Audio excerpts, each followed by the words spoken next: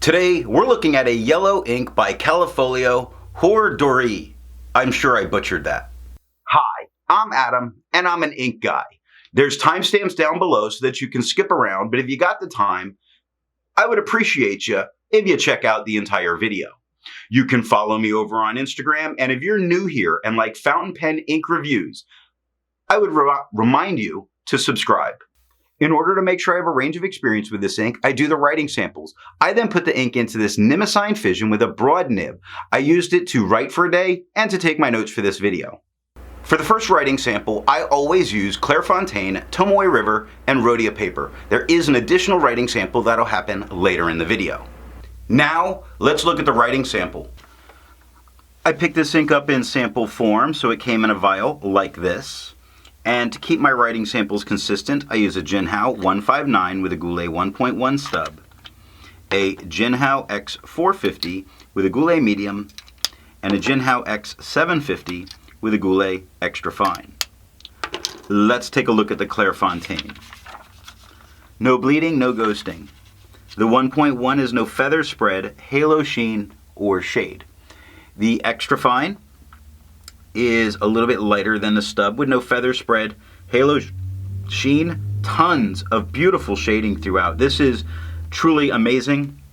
I think this is an ink people would avoid because of its color class being a yellow, but look at this. Easy to read, 9 seconds to dry. Medium is about the same tone as the extra fine with no feather spread, halo sheen, gorgeous shading. 14 seconds to dry. The scrubby for both show plenty of color variation because there is Tomoe River. No bleeding, no, very minor ghosting, but it's a yellow ink. The 1.1 has no feather spread. It has halo, no sheen, it has shade. Now the halo and the shade show together. Where it's a little bit darker, there's a little bit more halo. Like the top of that F, no halo, not as much shade. The bottom, more shade, more halo. Very nice. Extra fine is about the same tone, maybe a smidgen lighter than the stub. No feather spread. Halo, yes. Sheen, no. Shade, yes. Halo and sheen come together. Look at brown. Starts dark, works its way lighter, has halo, works its way out.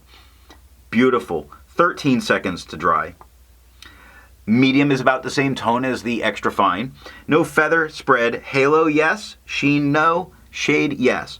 Shading and halo show up together. Look at the K in quick. Where it's darker, there's a little bit of halo. On the Q, a little bit lighter, no halo. Beautiful. And 22 seconds to dry. The scrubby for both don't show a lot of color variation. Look at the medium part though, where it doesn't really show as obvious. Far left to far right, definitely there. Medium shows none, but there's plenty in the writing. Rhodia. No bleeding, no ghosting. The 1.1 is no feather spread, halo sheen, and it does offer some very nice shading, much more gentle than has been seen with some of the other papers. Extra fine is just a hair lighter than the stub with no feather spread, halo sheen, gorgeous shading all the way through, just amazing to look at, easy to read, 10 seconds to dry.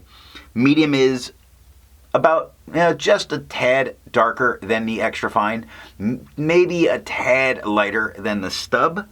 With no feather spread, halo sheen, gorgeous shading all the way through it. It's amazing. I wish I discovered really doing yellow ink so much sooner. 15 seconds to dry. Scrubby for both show plenty of color variation because there is. I agree with Vita that I've learned a lot by doing multiple chromatographies. The one on the left is done the way it's supposed to be done. I put a line of ink down and immediately put it into water for 10 to 15 seconds. And we see this salmon-y color, again a salmon-y color. We see that it's immediately bonding with the paper, forming a line across the bottom, which I don't see a lot happen with the Callifolio inks, but it pushes its way up to a very solid, bright yellow. The one on the right I let dry for 10 minutes before I dunk it into water. And that salmon-y color, much more gathered on the bottom, a lot less of it moving, although some of it still does move. The yellow is performing the same as it did before. Resistance tests are done to see how well this ink can be expected to perform on the page, and more importantly, how hard it might be to clean from your pen. I let the smear dry for 3 days before testing it. Looking at the highlighter, I'm a little bit surprised at the blowout that occurred at the lowercase h based on the second filter paper in the chromatography. But with that, I still wouldn't use this in a note-taking situation if I want to highlight, because I don't want to lose anything that's important. Water's reactivating and lifting the darker tones, the yellow tones, but not so much that salmony tone. It's still very much there. Although I only had to use water to get this out of my pen, it's just bonded with the paper better than it would the plastic of the pen. Pen flush is doing everything that water does and a little bit more. You do see that it's starting to break it up a little bit more. That's only 30 seconds of it sitting on the page, but I don't think you're going to need flush. 1/3 bleach solution completely removes it from the paper, but you're not going to need it. I test ink viscosity with a tilt test that I'll link somewhere. Now for the inks I've tested, I have found an average viscosity of 2.5, with the realm of normal being from 2.1 to 2.9. Callifolio Heure Doree, I hope I'm pronouncing that correct, has a viscosity of 1.88, making it a little bit wet. To find my average dry times, I use my writing samples done on Clairfontaine, Tomoe River, and Rhodia paper. I average those, and for the inks I've tested, I found an average dry time of 17 seconds, with a realm of normal being from 13 to 21 seconds. Callifolio Heure Doree has an average dry time of 14 seconds, so despite it being a wet ink, its dry time is normal.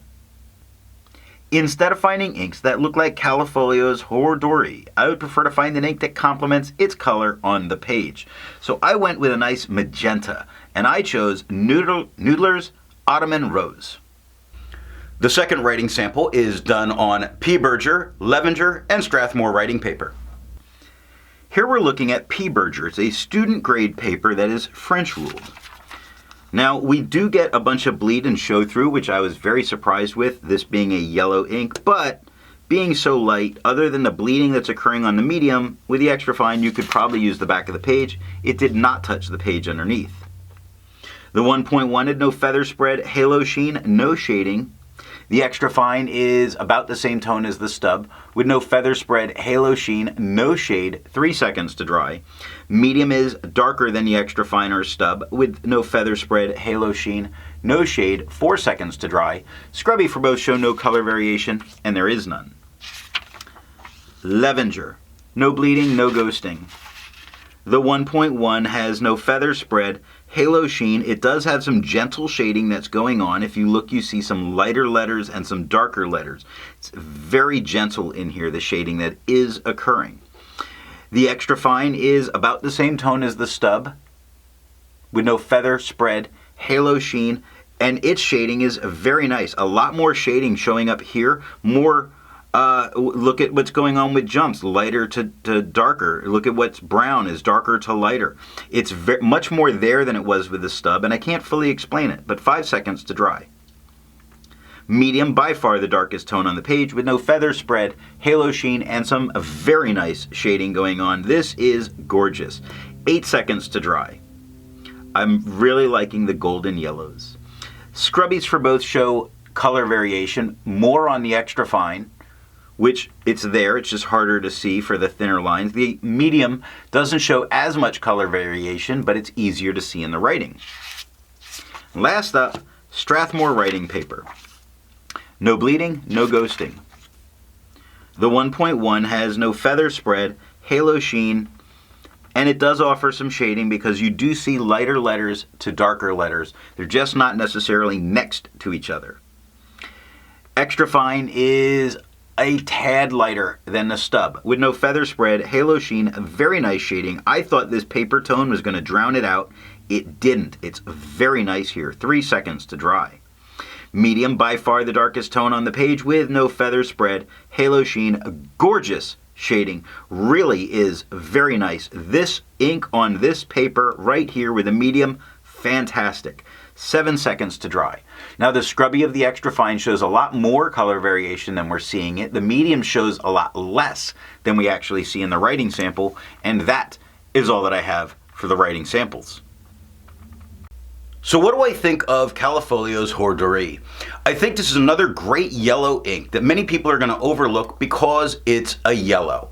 Now, it goes down very nicely on the page. It is very bright, and in a whole page of writing, it is a little too much for the eyes. However, broken up in some of your writing, it is very nice to read. So what nib and pen give the best writing experience with this ink? A very wet pen is going to put down a nice golden yellow all the way through. But for me, it's going to be a medium flow, medium nib pen so that I can get both the nice color and a little bit of shading to come through in some of the writing. That's where I like it. If you've made it this far, and according to my analytics, 50% of you aren't, and you enjoyed it, give me a thumbs up. If you are not subscribed, I would invite you to subscribe, and thanks for watching.